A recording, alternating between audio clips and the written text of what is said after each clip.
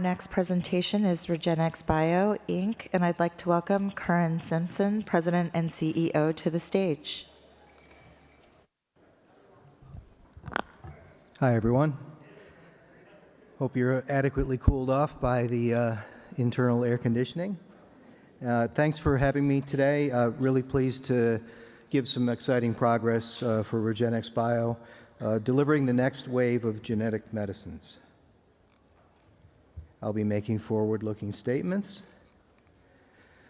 So many of you may not know, Regenxbio has actually been in business for about 15 years, and we were the original company working all the way back to Jim Wilson on AAV gene therapies, mainly based on AAV8 and AAV9 as you look at our portfolio now. It's been an exciting ride. We've gone from licensing quite a bit of our technology out to developing internal programs, and I'm pleased to announce that we're in late-stage potential first and best-in-class gene therapies for several programs that I'll walk through today.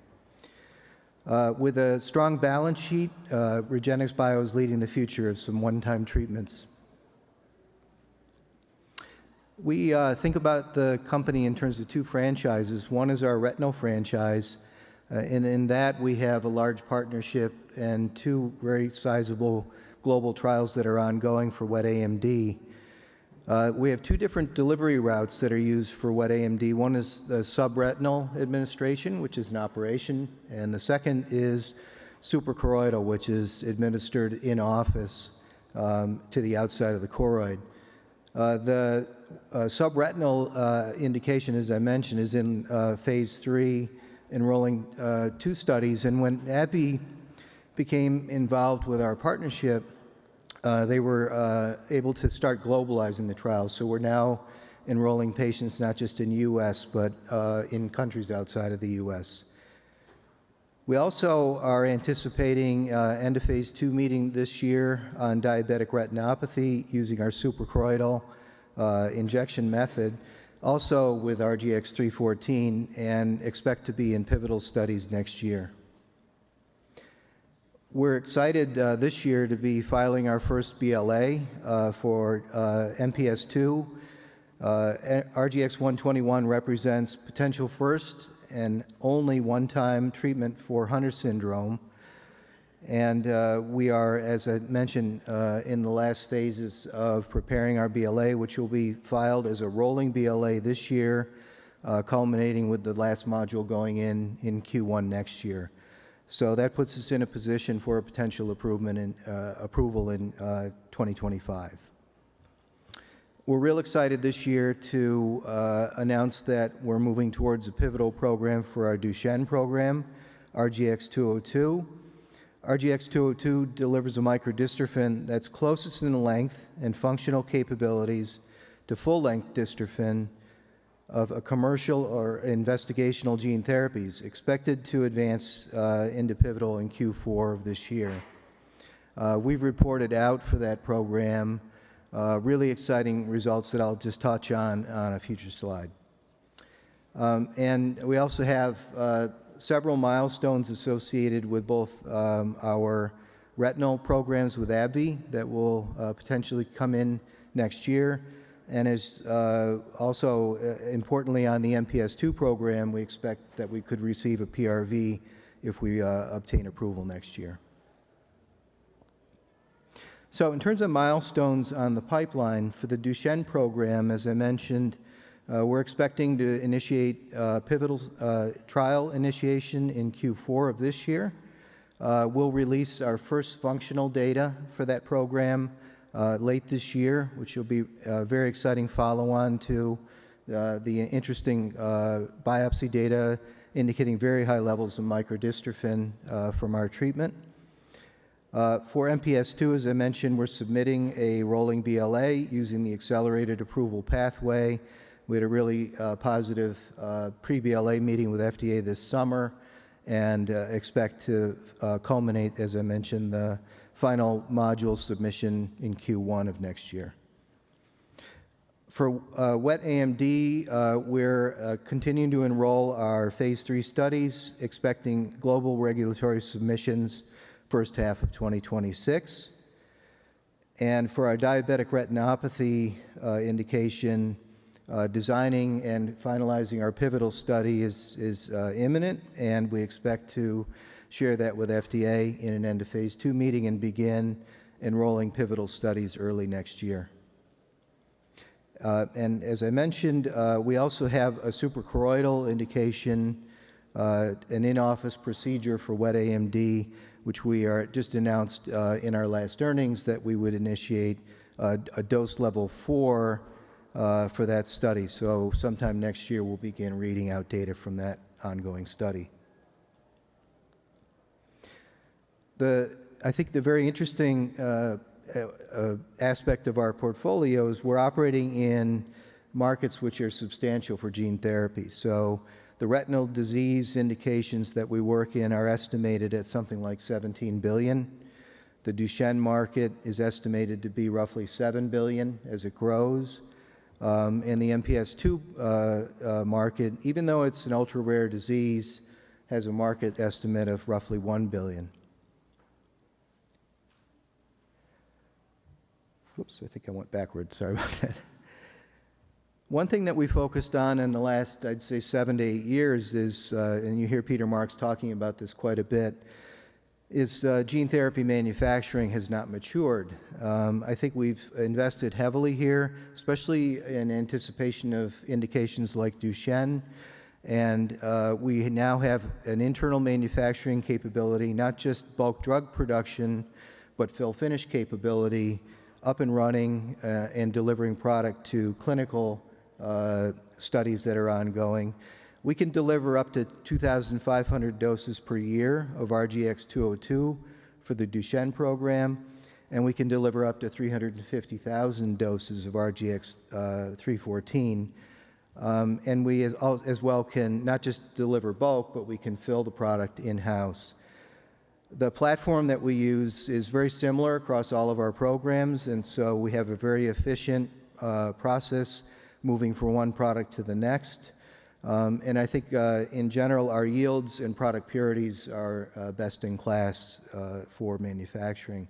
So this is an area that as we get into late stage commercialization, as we get inspections as early as next year, we feel is a strength for the company. RGX-202 relies on AAV8, which is well-known, has a well-known safety profile for systemic delivery. I think the interesting aspect of RGX-202, it's the only microdystrophin that contains the CT domain. Why is that important? We feel that it's important for not just allowing the muscle to create force, but also to assist in repair of the muscle. And that's a differentiator all the way back to the AdCom for Elevidys that the FDA reviewers were mentioning, that having the CT domain as part of microdystrophin design makes it more human-like and therefore potential for better functional outcomes. So we're excited. So far we've passed quite a number of safety hurdles, if you will, being able to dose escalate to our pivotal dose. We've had no SAEs through that process. And we've had very high double-digit levels of microdystrophin, particularly in patients that are 8 and older. And that's significant because we hope that that higher level of microdystrophin can lead to improved functional outcomes for those patients. As I mentioned, we have the manufacturing capacity to make up to 2,500 doses per year. And we're now in a position, based upon moving into pivotal late this year, to be second to market. So when we began this program, initially we thought we could be third or fourth to market, and over the last year we've moved very efficiently through phase 1-2 development, and now we feel like we're ready to be potentially second. And that's significant because it's a large market opportunity, and we expect by the time we do our filing and potentially get an approval that there still will be a large prevalent population available. As I mentioned, we have a large global eye care alliance with AbbVie to commercialize RGX-314. And it's significant that a company our size, we're roughly 350 people, can't commercialize a program of this nature on our own. But this is where AbbVie comes in. We have the leadership in AAV and the in-house manufacturing capability that I've described, but AbbVie brings to the table a leading eye care company with a huge commercial infrastructure to support a globalization of the product. With that partnership, we have large milestone payments that are realized as we reach particular commercial milestones, so non-dilutive financing available through that mechanism. We also have equal profit share in the U.S. and royalty stream ex-U.S. And we'll lead the manufacturing and commercialization of the process internally. So I think a really exciting collaboration with AbbVie, and they have a high level of excitement for the program as we move forward. This is just an example. We've been running dose escalation studies for RGX-314 in the subretinal space. And you can see that we have data going out as far as 4 years for some of these patients. I talked to somebody yesterday in our clinical team that knows of a patient that was treated 7 years ago and has never had a single injection since then. So durability is a big issue as you globalize these type of therapies, and we're seeing really, really strong durability in our follow-on studies, follow-on monitoring of patients. And you can also see it, just as importantly, preserving vision over that time, which is absolutely critical. So if you looked at this graph versus real-world outcomes where patients are either unable to be compliant or things like COVID happen and they miss injections, you'll see their vision dropping well within this time frame. So it's really exciting that we're going to hopefully develop a new standard of care with AbbVie and reduce the burden of patients having to go in for monthly injections. We're really excited next year to begin pivotal studies for diabetic retinopathy. The color chart sort of says it all. The top layer is the observational control for diabetic retinopathy, and the bottom level is the treatment arm of the study. And you can see that at dose level 2, we prevent disease progression of NPDR patients.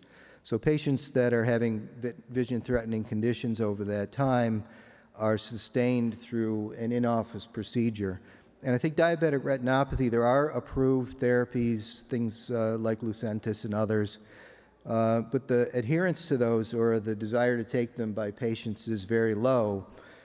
Gene therapy being a one-time treatment in office is a perfect solution to diabetic retinopathy, and we're really excited to move forward on this program with AbbVie.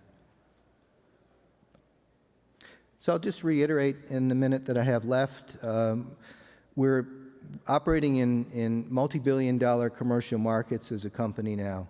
Our focus last November was to align our portfolio around the retina franchise, around the Duchenne and muscle disease franchise, and in general in rare diseases. And next year we should be in late-stage development for up to 4 different programs, and achieving our first hopeful approval next year.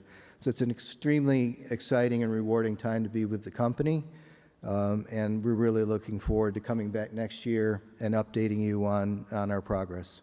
Thank you for your time.